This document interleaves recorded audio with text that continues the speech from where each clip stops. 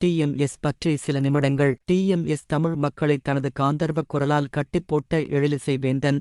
தமிழ் மொழியை அதற்கே உரிய அழகோடு தெள்ளத் தெளிவாக உச்சரித்துப் பாடிய பாட்டுத் தலைவன். டிஎம்எஸ் என்பதில் உள்ள எஸ் என்றால் சௌந்தரராஜன், எம் என்பது அவரின் தந்தை மீனாட்சி ஐயங்கார், டி என்பது அவரின் குடும்பப் பெயர் துகுளுவா. கர்ப்பம் தரித்திருக்கும் பெண்களுக்கு சத்து மாவு தயாரித்து தருவதில் பிரபலமான குடும்பம் அவருடையது. மதுரை வரதராஜ பெருமாள் கோவிலில் பூசாரியாக பணியாற்றியவர் டிஎம்எஸ்ஸின் தந்தை மீனாட்சி ஐயங்கார். டிஎம்எஸ்ஸின் முதல் பாடல் ராதே என்னை விட்டு ஓடாதேடி ஒலிப்பதிவான இடம் கோவை சென்ட்ரல் ஸ்டுடியோ. 60 ஆண்டுகளுக்குப் பிறகு ஒரு தொலைக்காட்சித் தொடருக்காக மீண்டும் அங்கே போய் இடிபாடாக கிடந்த அதே பழைய ஒலிப்பதிவு அறையில் நின்று மீண்டும் அதே பாடலைப் பாடி மகிழ்ந்திருக்கிறார். மதுரை வரதராஜ பெருமாள் கோவில் வளாகத்திலேயே ஓரமாக பெஞ்சுகள் போட்டு இந்தி வகுப்புகள் நடத்தியது தவிர வேறு ஏதும் வேலை பார்த்தது இல்லை. மற்றபடி எல்லா கோவில் விசேஷங்களுக்கும் சென்று 15 பாடல்கள் பாடி கிடைக்கும் 5 ரூபாய் 10 ரூபாய் வெற்றிலை பாக்கு பழத்தில்தான் அவரின் ஜீவனம் ஓடியது.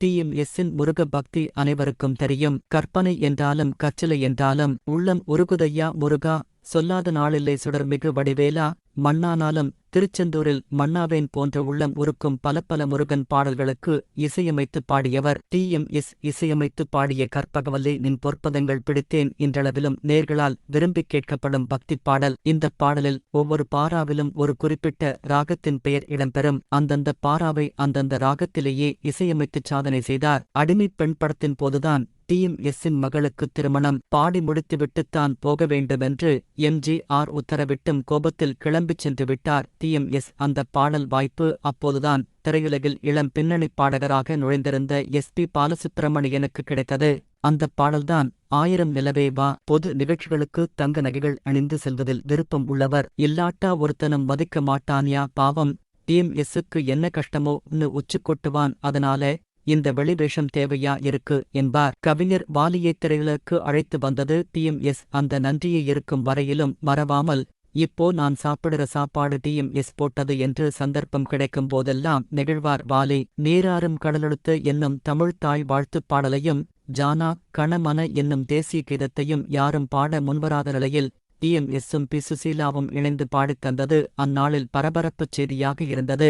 தனலட்சுமி என்ற பெண்ணைக் காதலித்தார். அவர்கள் சற்று வசதியான குடும்பம் என்பதால் டிஎம்எஸ்ஸுக்கு பெண் தர மறுத்துவிட்டார்கள். காதல் தோல்வி பாடலைப் பாட நேரும் போதெல்லாம் அந்த தனலட்சுமியின் முகம் தன் மனக்கண்ணில் தோன்றுவதாகச் சொல்வார் டிஎம்எஸ்.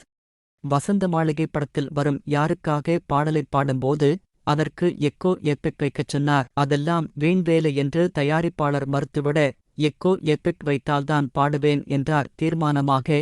தியேட்டரில் எக்கோ எஃபெக்டுடன் அந்த பாடல் பிரமாண்டமாக ஒலித்தபோது ரசிகர்களிடையே எழுந்த கைத்தட்டலைக் கண்டு வியந்தார் தயாரிப்பாளர். வெஸ்டர்ன் டைப்பில் விஸ்வநாதன் இசையமைத்த பாடல் யாரும் நிலவு ஏன் இந்த கனவு. கனத்த குரலுடைய டிஎம்எஸ்ஸால் இதைப் பாட முடியுமா என்று தயாரிப்பாளருக்குச் சந்தேகம். எதிர்பார்த்ததை விட அற்புதமாகப் பாடி அத்தனை பேரையும் அசத்திவிட்டார் டிஎம்எஸ். காஞ்சி பெரியவர் புட்டபர்த்தி சாய்பாபா இருவரிடமும் மிகுந்த பக்தி கொண்டவர் டிஎம்எஸ். இவரது வீட்டுக்கு சாய்பாபா ஒரு முறை வருகை தந்திருக்கிறார். காஞ்சிப் பெரியவர் டிஎம்எஸ்ஸை கற்பகவல்லி பாடச் சொல்லிக் கேட்டு மகிழ்ந்து தான் போர்த்தியிருந்த சிவப்புச் சால்வையை பரிசாக அளித்ததை தனது பாக்கியமாகச் சொல்லி மகிழ்வார். கடவுள் பக்தி அதிகம் உள்ளவர் டிஎம்எஸ். கண்ணதாசன் எழுதிய கடவுள் மனிதனாகப் பிறக்க வேண்டும், அவன் காதலித்து வேதனையில் சாக வேண்டும் என்ற வரிகளைப் பாட மறுத்துவிட்டார். பின்னர் கவிஞர் சாக வேண்டும் என்பதை வாழ வேண்டுமென்று மாற்றித் தந்த பிறகே பாடினார். நீளமான கொடுமையும் வடகலை நாமமும் டிஎம்எஸ்ஸின் ஆதி நாளைய அடையாளங்கள்.